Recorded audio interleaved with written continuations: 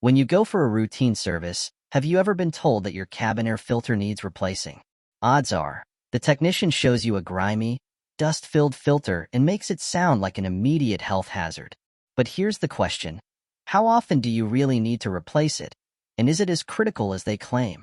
The cabin air filter's job is to block dust, pollen, and other airborne particles from entering your car's ventilation system. Sounds important, right? And it is, especially if you or your passengers have allergies. But most car manuals recommend replacing it every 12,000 to 15,000 miles or once a year, depending on driving conditions. However, service centers often push replacements far more frequently. Some even try to sell you premium filters that cost double or triple the standard price. Here's the kicker. The filter's condition depends on your driving environment. If you live in a dusty area or drive on unpaved roads, frequent replacements might be justified. But if you mostly drive in clean, urban settings, your filter may last far longer. A simple inspection can tell you whether it's genuinely dirty or if you're being sold an unnecessary replacement. Another controversy is DIY versus dealership. Replacing a cabin air filter is usually a simple task, often taking less than 10 minutes and costing just $10 to $20 if you buy the filter yourself.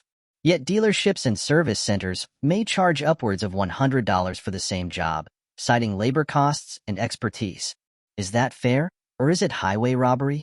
The debate gets more complex when you consider air quality and health concerns.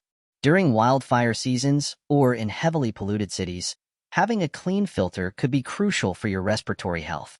However, some argue that it's just another way for manufacturers to upsell unnecessary maintenance services under the guise of safety. So, what's the bottom line?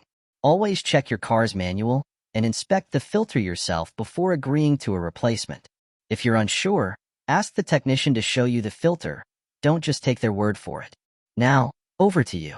Do you think replacing the cabin air filter is essential, or is it another way for dealerships to overcharge? Let's discuss it in the comments. Don't forget to like, share, and subscribe for more car maintenance truths and myths.